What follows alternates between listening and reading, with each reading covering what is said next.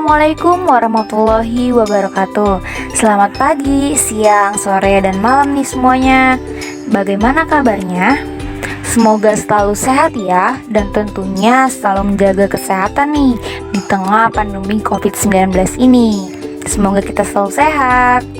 Teman-teman, topik bahasan kita kali ini sangat menarik banget nih. Yuk kita simak baik-baik pembelajaran hari ini.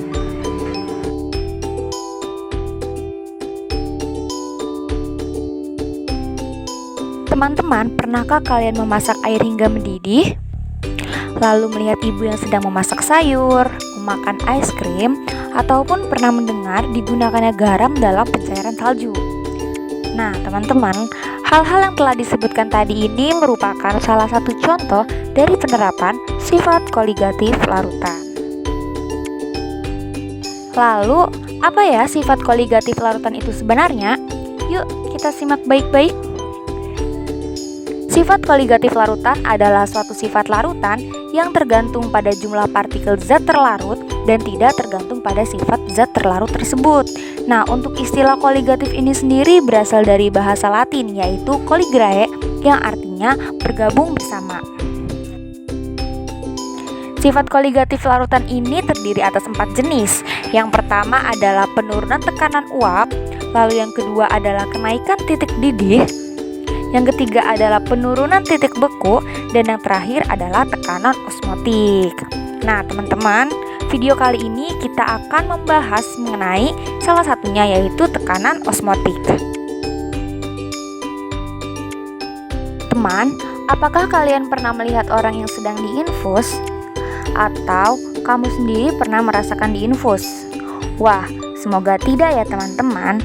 Di masa pandemi COVID-19 seperti saat ini, sudah seharusnya kita tetap menjaga kesehatan tubuh kita dan menjaga sistem imun kita agar tetap sehat. Nah, teman-teman, perlu kalian ketahui bahwa infus ini merupakan salah satu penerapan dari sifat koligatif larutan, yaitu tekanan osmotik. Dalam dunia medis, istilah infus ini berarti mengalirkan cairan atau obat ke dalam tubuh pasien pada periode tertentu dengan kelajuan yang tetap. Nah, tabung infus ini dipasang dengan posisi lebih tinggi dari tubuh pasien. Dengan demikian, cairan infus akan masuk ke dalam pembuluh darah. Nah, yang jadi pertanyaan, kok bisa ya cairan infus ini masuk ke dalam pembuluh darah? Bagaimana caranya? Nah, jadi begini teman-teman, hal ini dapat terjadi dikarenakan cairan infus ini memiliki sifat yang osmosis, yaitu cairan yang dapat menembus membran atau selaput semi-permeabel darah karena adanya perbedaan konsentrasi. Nah, sifat koligatif yang berperan dalam air infus ini adalah tekanan osmotik. Dengan adanya tekanan osmotik pada cairan infus, maka cairan ini akan dapat masuk ke dalam darah pasien setelah melewati selaput permeabel darah. Larutan infus dibuat bertekanan sama atau isotonik dengan tekanan cairan darah pasien.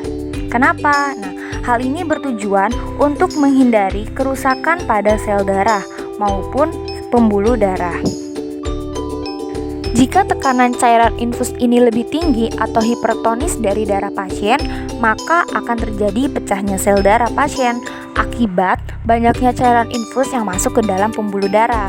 Dan sebaliknya, jika tekanan cairan infus ini rendah atau hipotonis, maka akan menyebabkan masuknya air ke dalam darah sehingga terjadi penggelembungan dan pecahnya sel darah. Nah, jadi kita telah mengetahui ya bahwa sifat koligatif ini sangat berperan penting dalam kehidupan kita. Salah satunya ada di bidang medis. Nah, sehingga sudah sepatutnya nih kita bersyukur kepada Allah Subhanahu wa Ta'ala atas nikmat dan karunia-Nya yang telah diberikan. Baiklah teman-teman, sekian pembelajaran kita hari ini. Semoga dapat bermanfaat untuk kalian semua. Terima kasih. Wassalamualaikum warahmatullahi wabarakatuh.